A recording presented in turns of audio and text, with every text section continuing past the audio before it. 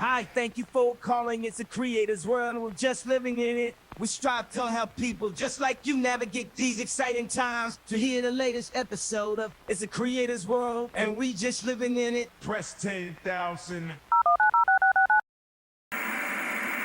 So would you rather speak all languages or be able to speak to animals? Definitely speak all languages. Because, like, what if animals aren't that smart and the conversation's really bad? You know? Yeah. It's like, do you want to be having a conversation with a golden retriever? And, like, maybe you do, but maybe your relationship with the golden retriever is already perfect. And, you know, because I think it is. And then I think probably all languages. You? All languages. I think it depends, like, maybe it might depend on what career you're in. Like, maybe if you're a vet, it might be pretty sweet to be able to speak to animals to try to figure out, like, if they're Tell me in where pain. it hurts. Tell me where it hurts, literally. Are you a 1 or a 6 on the pain scale? They're like, what are numbers? Yeah. Because are we imagining, right? It's like kind of a Dr. Dolittle vibe where all the animals are really smart and can maintain good conversation. Like they're a little bit goofy, but like actually they're like people personalities. I don't think that's right. They're definitely like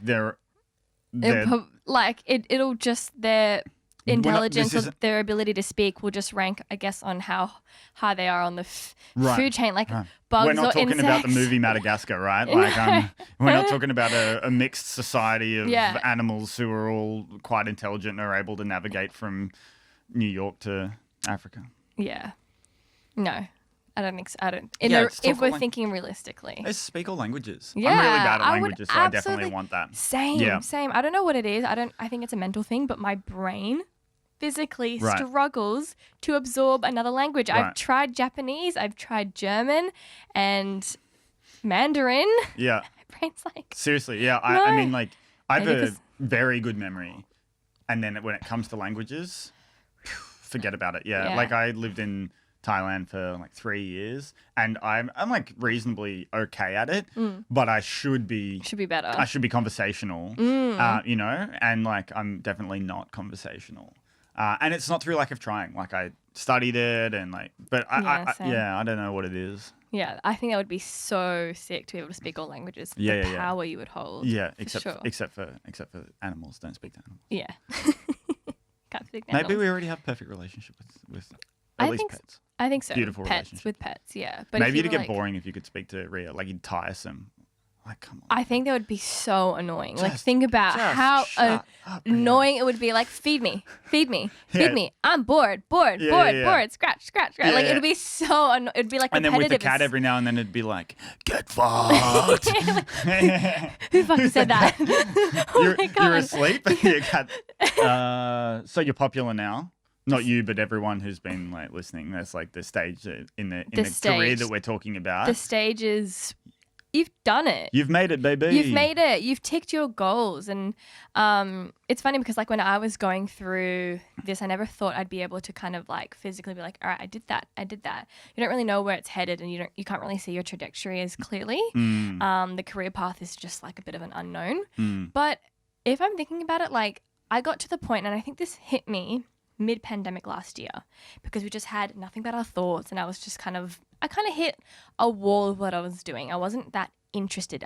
Wasn't that passionate anymore. Like jobs were coming in, and some jobs were coming in that I normally, like, I feel like 2 years ago, 3 years ago, I would have been like, this is incredible. Is that because the pace slowed down and it gave you a chance to think about it more, do you think?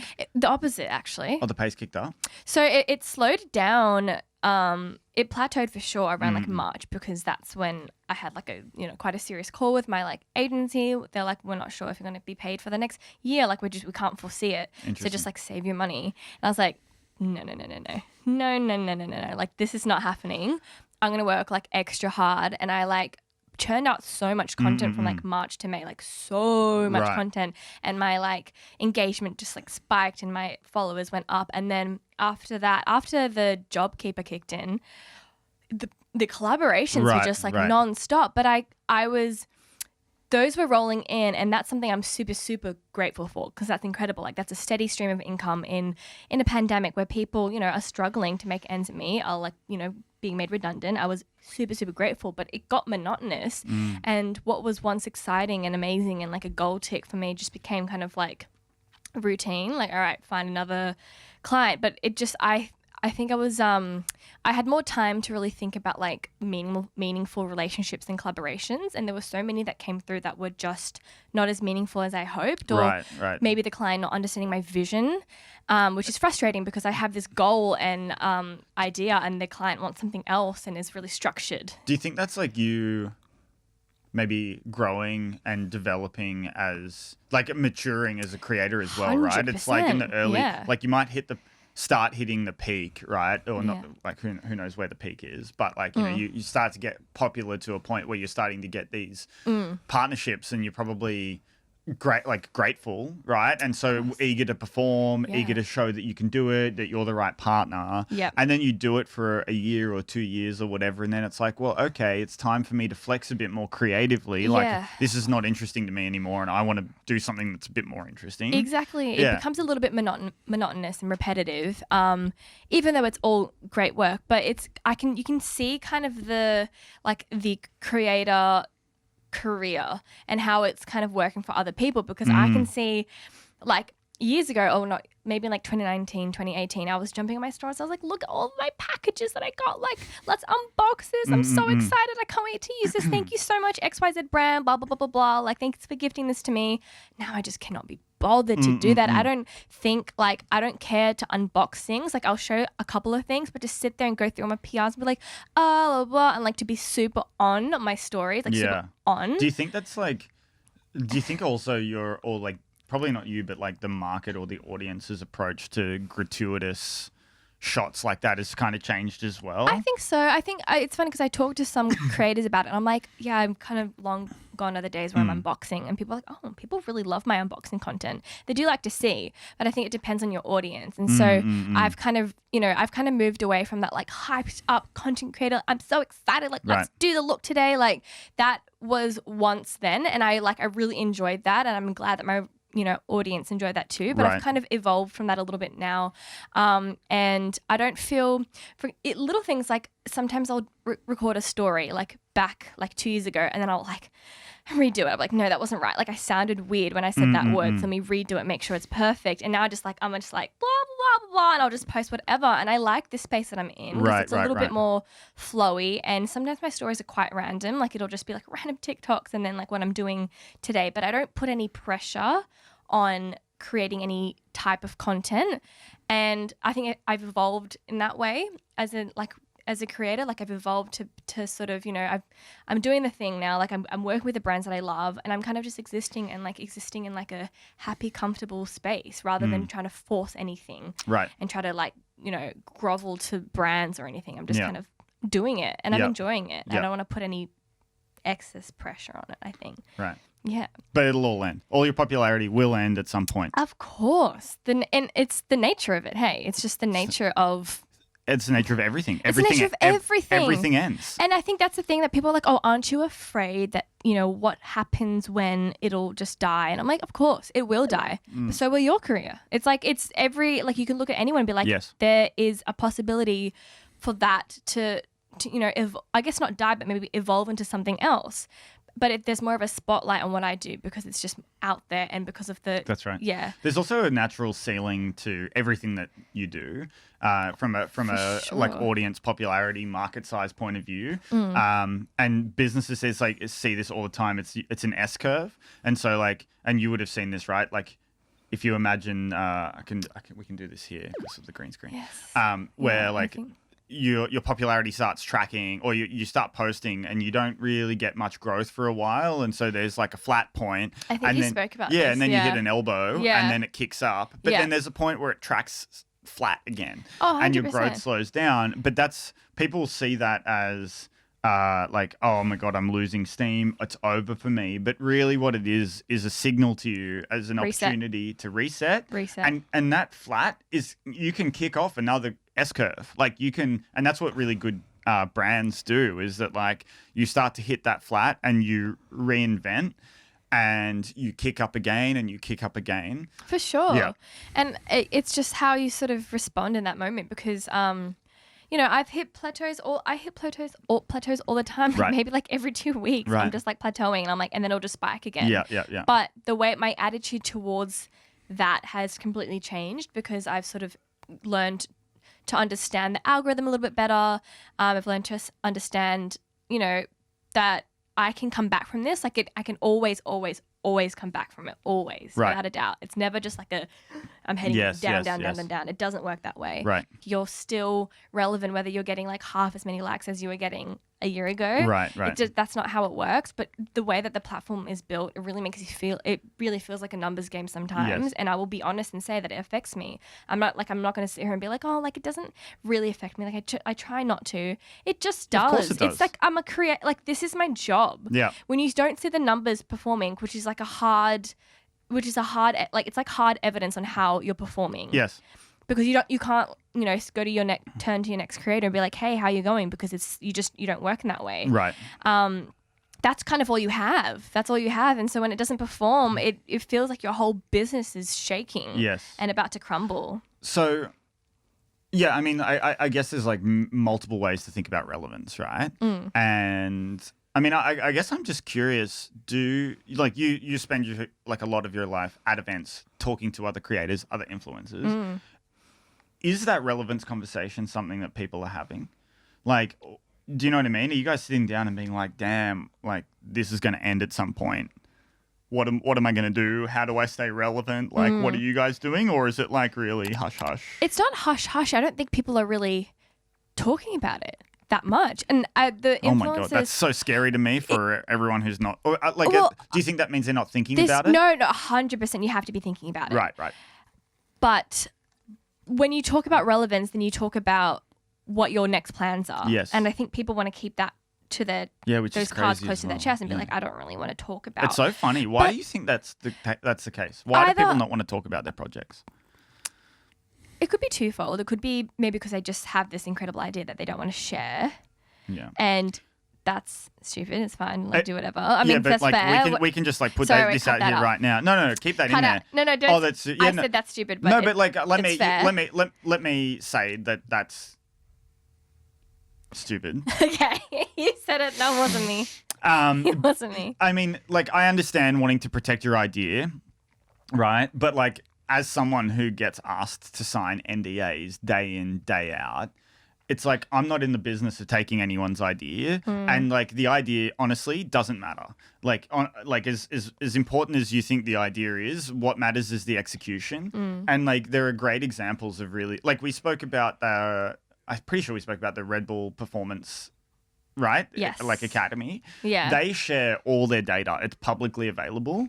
And that's really the product that they get from that Academy is like all of this performance data. And they share it all in real time. And their approach is, well, this idea, like this thing that we've got is not like it's not the be all and end all.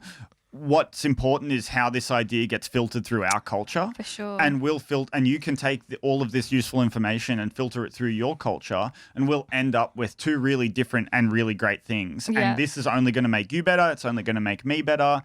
And so, like, you know, put this out in the world. And I think that's like with ideas, like you need to share them. You need, sometimes I feel like I overshare. I'm like, oh, because I get excited and then I'll talk about it. And you know what? Actually, no, you're right. Relevance is spoken about, but not as not as overt as you think. Right. Not as like, do you think like, what's going to happen to our careers? No one really speaks in that way, but it's more like, all right, so what are you working on? Like, what are you up to? Yeah. And then people would talk about like, oh, I'm actually doing this. Like, I've got this project and this project. And I have actually spoken to other content creators before and literally was just like, all right, like where do you see yourself? Like where do you see yourself going? Like what do you want to do? And some people have just been like, I'm happy right here, right now. I'm cool. Like I'm earning more than enough money. Like I'm supporting myself. Like the work that I'm doing is great. I'm enjoying it. This is it. I'm actually happy. Yes. Yeah, but happiness, like that's or like or like comfortable or But it's like to me that's a like I'm obviously like if I hear that, I think that's probably like someone that's probably a bit scared to think about the future. Right? It's like the second that you define it and engage with it, then it's something to be worried about. Whereas if you're just like, oh, I'm just happy in the moment, you can like push that away, keep it at arm's length and not engage with it. Like it's coming for you no matter what, right? Like the future is coming for you no matter what. It's like I think you got to engage with it, because if you don't, you're going to get to that point, whether you like it or not, where your relevance fades and the thing that you're doing that you love won't exist for you anymore. Yeah, for sure. I think that's exactly that. Like you just don't, that mindset is just like not even thinking about it. Sorry, it's just like not even addressing it. And we'll get there when we get there, but then it's never really like, all right, but what happens if we get there and we don't know what we're doing? Because I think if you're realizing it, if your popularity is fading, you're trying to engage with it at that point, it's probably too late. Yeah, I mean that's a fair point. Yeah, it's probably too late to engage with. Like, I'm not saying that it's like you can't, create something that produces some more longevity, or you can't, regain your relevance at all. Like, obviously, anything is possible. But I think if you're responding to something rather than preempting something, then it's much, much harder. Agreed. Yes. Yeah, for sure. Like, it's always you have better to kind of have your finger on the pulse if you want to sort of evolve at all. Exactly. And movement is easier with momentum behind you. Much easier. Yes. Yeah. If you're losing momentum and trying to position or move, like, much easier.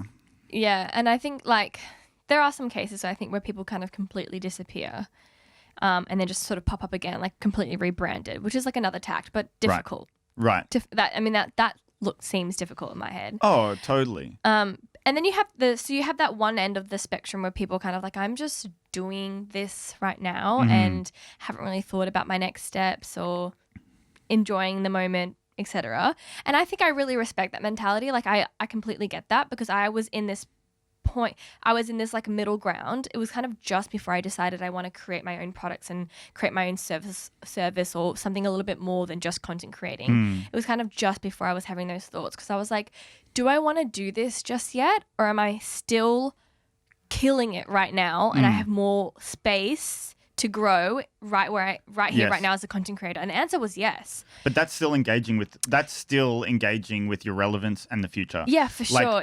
It's completely part of it. That's not being like, I don't need to think about that because I love what I'm doing right now. I love what I'm doing right now. Let me just keep going in this moment to set myself up for sort of the next step. Or even not, but still thinking about the next step. Like the next step can be, I will continue to do what I'm doing. That's a next step. Right? Yeah, no, that's a great next step. So true. Yeah, you know, you might be at the very start of your because if we're talking about that S curve, like, there might be a creator that the ceiling of their popularity is, like, if we're using user count, is like, say 50,000 followers. But then there might be another creator whose the ceiling is 80 million followers, right? Yeah. And I think that you might be at, like, the 80 million follower person might address their future when they're at 1 million followers and go, yeah, I've got 80x to grow here, and then the 50,000 follower might address their future at 40,000 followers, which obviously to that other creator with the, massive growth potential, that is a drop in the bucket, but they might be like, okay, I think there's a real ceiling to what I'm doing here. Yeah. Okay, it's time for me to think about it. But, like, I think to continue on is a really reasonable thing to do. Yeah.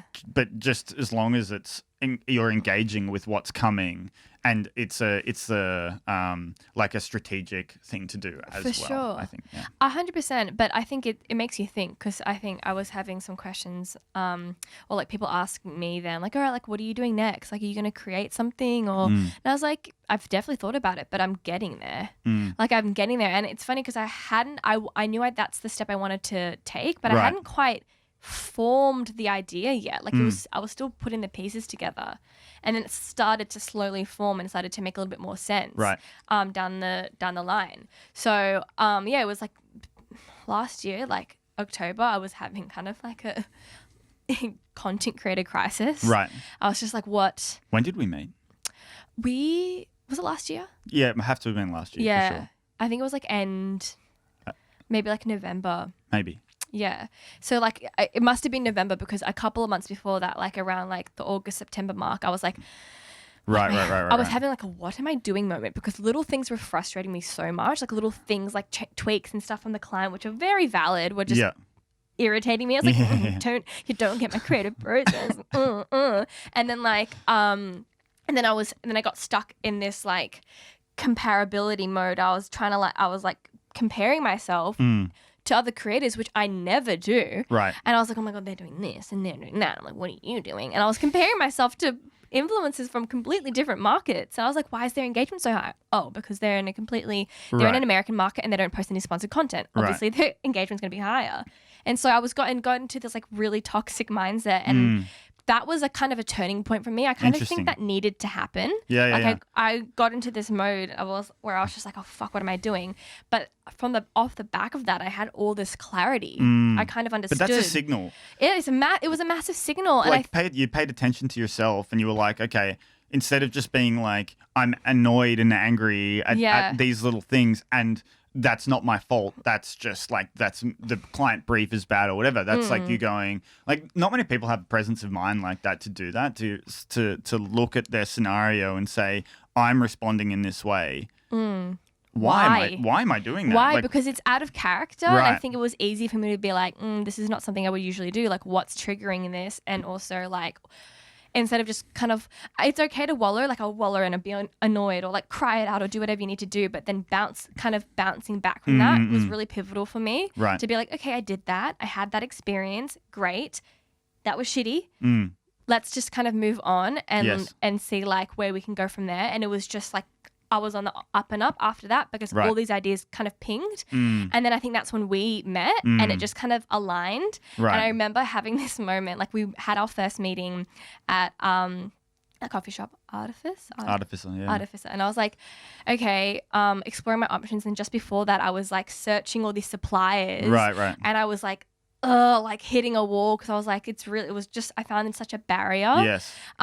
With the suppliers, like trying to create a conversation and try to get my idea across. And then we met and I was like, fuck, he's explaining exactly what I need right now. Right. And everything kind of just started to line up after I had that really like aggravating moment in my career where I was just like, I don't know where I want to go with this. And then it all kind of cleared up. Okay. So like that sounds like quite a catalyst, like, right? A catalytic moment. Yeah. Do you think that leading up to that, if you think back now in hindsight, there were other signals that you maybe could have seen earlier?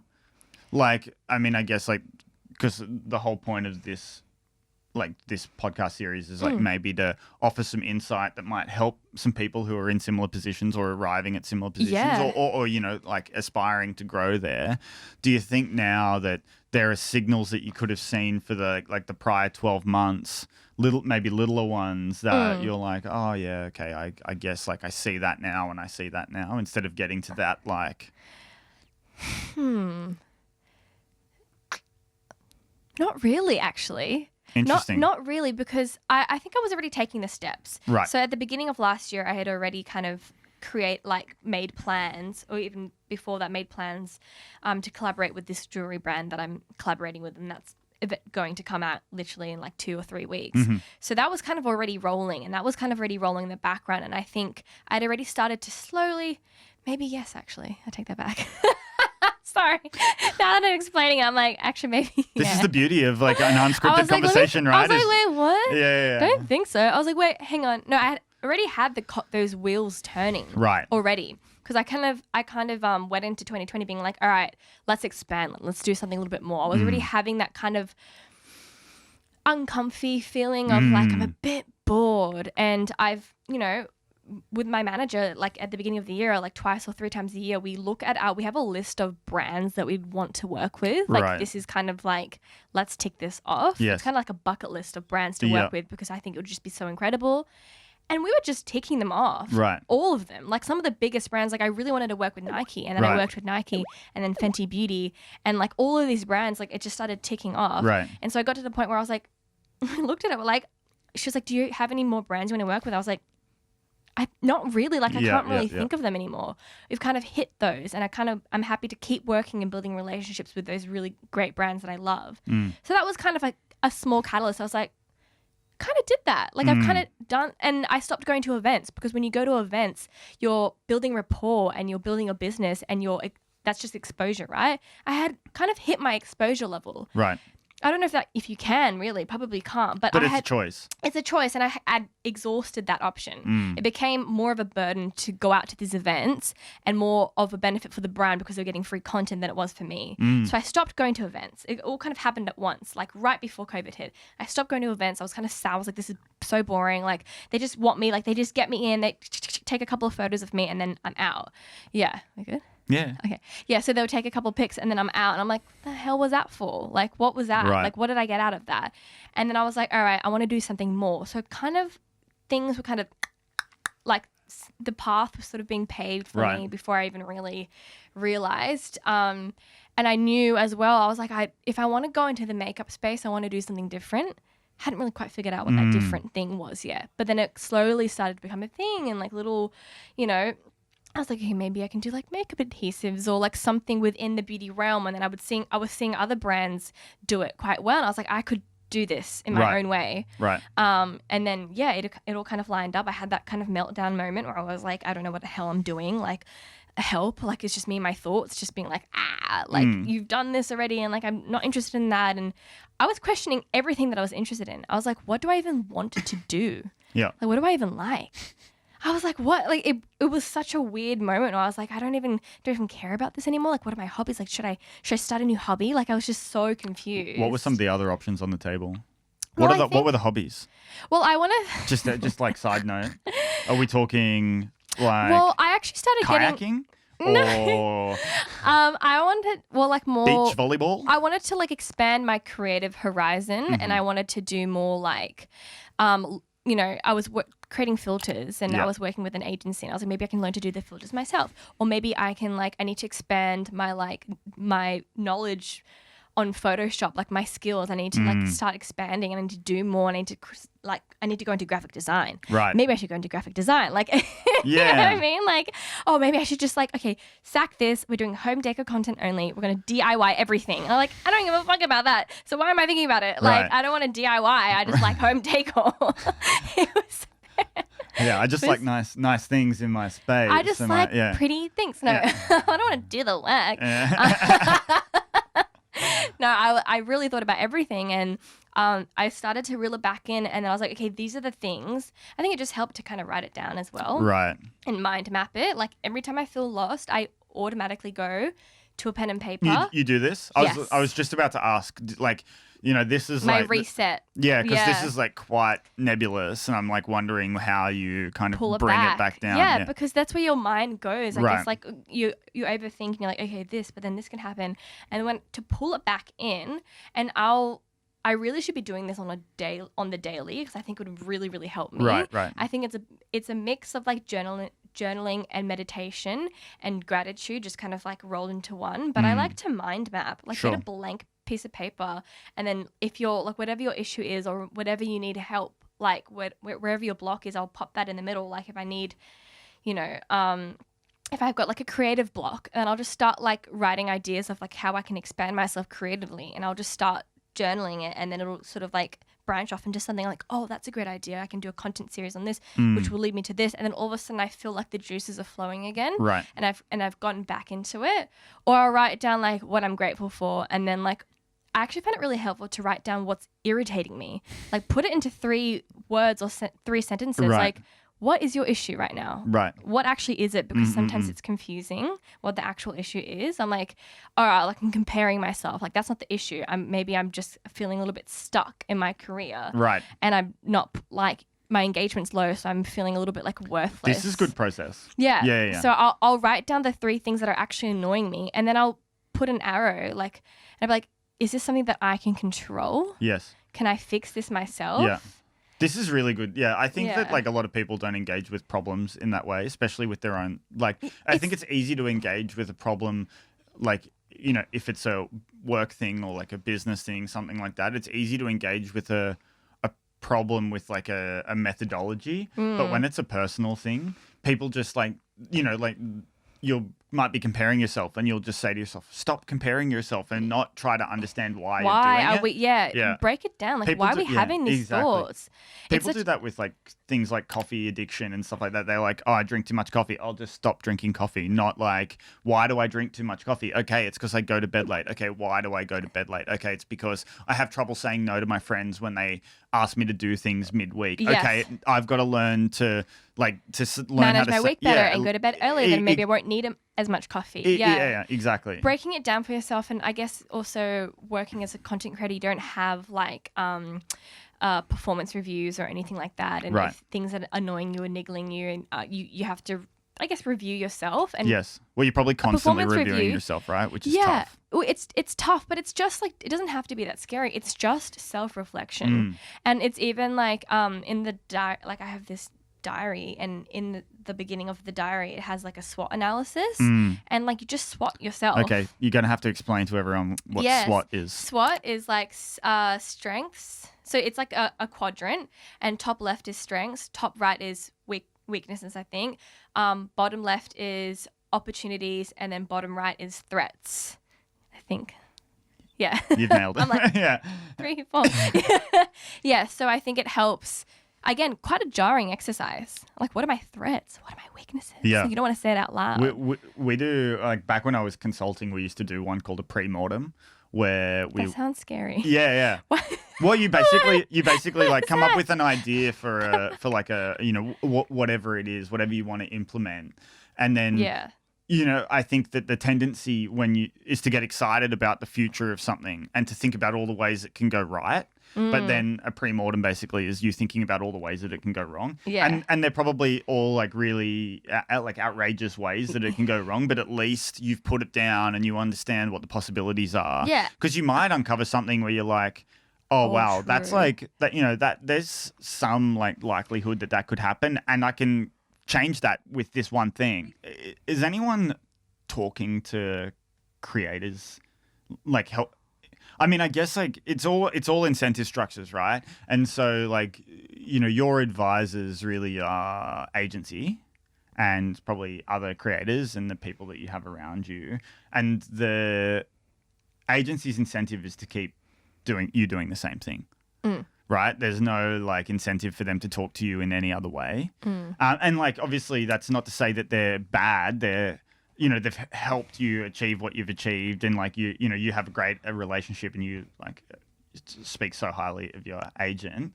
But yeah, I mean, I guess it's like whenever you're getting advice, you always want to look at what the incentives are for the people around you, right? Yeah. And so like, I wonder, like, is anyone talking to you about your future in that way, or like in a way where it's just like have different ways of thinking about what it could be? Yeah, it's funny because that's not really the conversations that I'm actually having with my agency. It's not really like, if in terms of the what next, it's actually quite limited because we've kind of done everything within the brand sponsorship space. And like you said, that's their incentive because that's where they're getting their commission off those brand deals. There isn't really an incentive of me starting my own product. Like, they don't have a piece in that. That's my project. Right. So they're not going to be like, all right, so what's next in terms of that's on me, I guess. I don't know if that's I'm not sure if that's right, and I'm not sure if they're meant to have a say in like my next steps. Well, I mean, it'd or be not really a say smart. or like a guidance. It'd be really, I think, smart for them to do that, because I think it'll result in more qualified brand partnerships and bigger, better, fewer, bigger, better. I think that's the space that I want to head into. Right. Where I don't need to just tick box all these brands to work with and have them under my belt as kind of my like creator resume. Yeah. We kind of moved from that. Right. I think that's why I want to go into product, because I have a great idea, and if I build myself up super, super well, I become more a creator so I become like an influencer in a whole different realm now, and I think that will open up more opportunities for brand sponsorships. I think that's right. And I think that like you've built an incredible amount of brand equity in Rowi Sing brand, right? And then it makes sense to be able to imbue that brand equity into another brand that ultimately you can think about Like you can grow that brand and sell that brand. Yes. You can't sell your creator like identity. No. Right. And so like you can grow that brand and sell that brand, or you can grow that brand, independent of the scale that, at Rowi Singh can get to, right? Like we were just talking about with Glossier and Emily Weiss and Into the Gloss. I think that, I think it makes sense though for agencies to be having those conversations with you, because like the best outcome for an agency is a long relationship. Yeah. Because like even if like I understand they might be nervous that they can't do like you can like once you launch a brand you can't do like gem sponsored posts anymore, right? And so that's a loss of income for them. But if you all of a sudden that like your brand is bigger than you are and that will like that brand equity can flow back to you, you might, as you say, get like bigger opportunities because you're evolving and you're changing. Different. Yeah, and different.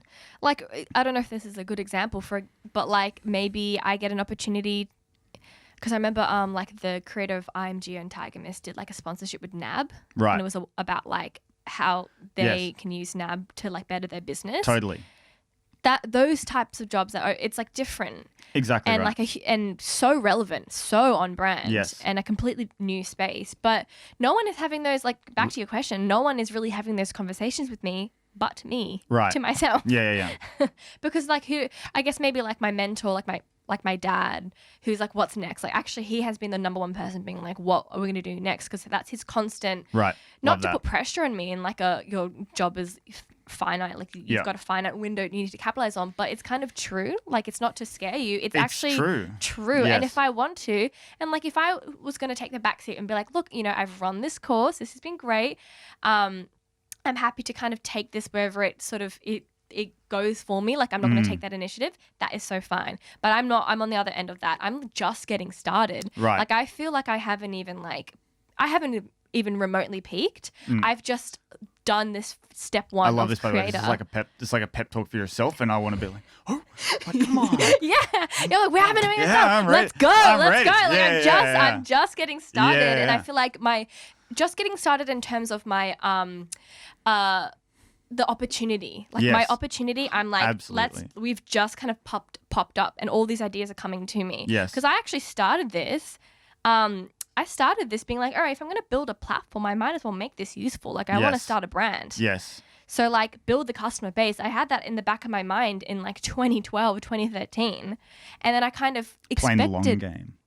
Well, I've been playing quite a long game actually, because Quite. a long game because I guess I didn't know what I wanted to create yet. I just had that in the back of my mind that I wanted to create something, and it wasn't there yet. And I wasn't going to jump into anything. I was going to be like, okay, time to create a brand. Right. Let's make a brand, because I don't think that would have much meaning.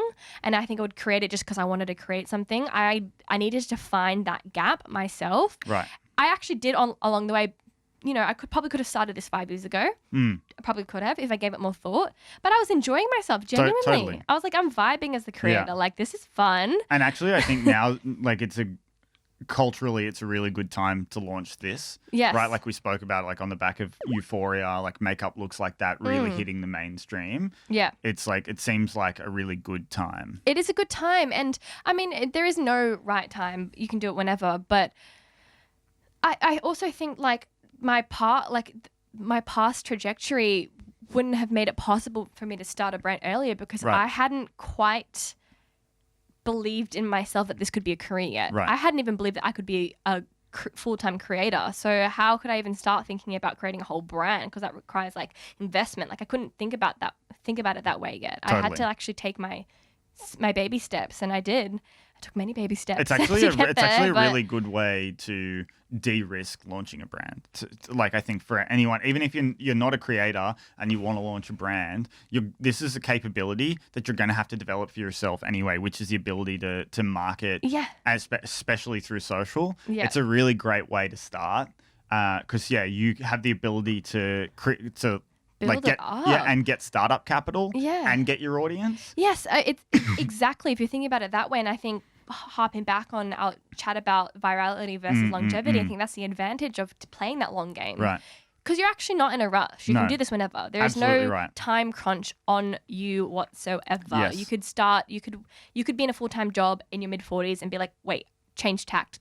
I'm not happy. Yes. Go, just do it. Yes. Like you absolutely can. There's nothing stopping you. So Preach. I think do it whenever. But like if you want to play that long game, play that long game. Don't be Yeah. in a rush just to bring something into fruition just because you feel like you have to. Yeah. So 3 tips. 1, play the long game. Play the long game if you need to play the long game. If you have that idea and you want to go, like go, do it.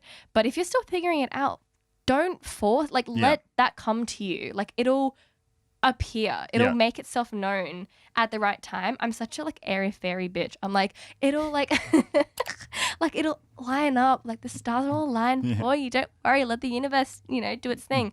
But I believe that I feel like things will line up. Yes. And I actually had this moment where I had this like cloud that just kind of cleared and everything just lined up. Right. And I remember like, it's just so silly, but it meant something to me. Like after our meeting, and then I was like, fuck, Nick gets it. Like he actually gets it. And I didn't expect you to have that reaction because I'd never told anyone what my idea was before. Right. And then I like went back and I sat in my car and like I turned like the car on and then I saw the time. It was like 11:11 and then I know, just don't laugh. 11:11. I was like, oh my God. And then I like put my destination in and it was like, no, it was 11. And then I put my destination and it was like 11 minutes and you're going to get there at 11:11. And I was like, this was meant to be. And I was like, even if it's not true, I don't give a fuck. I'm going to believe in it. And like things kind of aligned Love that. for me. And it felt right and it made sense. And I was like, this is the next step. Love that. And it was really exciting for me. I think can I throw in tip number 2? Yeah, I don't even know what my number 1 was. I forgot. It Long was game. long game. I Because my started talking about the universe on 11:11. Yeah. Well, tip number 3 is just let it happen, right? Yeah. But no, the second tip, I think, if play the long game is number 1. The second tip is that you're in the long game whether you like it or not. Like, True. there's no short game. Like, there might be like True. moments that you have to move through, but like you're in the long game. Like because we said, yeah. moments leading up to virality, that peak point has been a whole lot of hard work we haven't seen. Yes, you are already playing the long game You're whether doing you like it or not. And you're doing it whether you're like, even just thinking about like building a brand or starting, to become a creator. Yeah. This is all part of the process. Like you've already taken those steps just by like planning, like mentally planning it out, whether you've actually taken those physical steps. Yes. Like you're setting yourself up just by thinking about it. Totally. So stay on that path because you'll keep going and Totally. you'll have challenges, but you keep pushing through and, Absolutely. and you'll see through. Yeah. Just like with engagement and doing well on the platform. Absolutely. Like I see myself through because I believe in my work and my content. Yes. Like be a bigger supporter. If no one's going to give you that pep talk of what you should do next, it should be you. Yeah, exactly right. Yeah. I think the way to like take the universe, like rely like lean on the universe, right? The way to take that in a kind of a like operational sense, like how do I do that, is you need to be dynamic with the things that come your way, right? And so the future will never look how you think it will look. Like I like the expression, the future is closer and stranger than you think.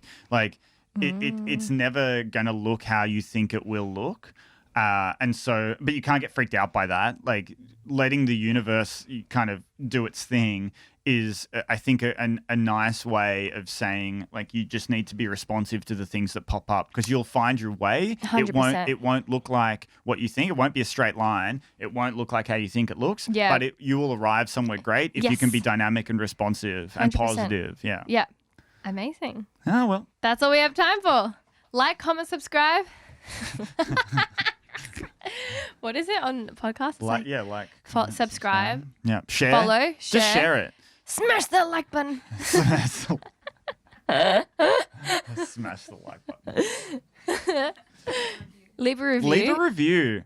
Yeah. Actually, Yeah. can you leave a review, like, please?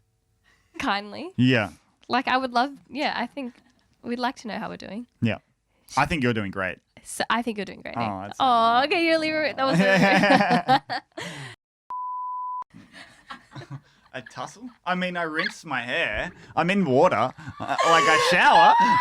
Do you run your fingers through your hair? Do I tussle? Do I tussle? Yeah, tussle with the best of them.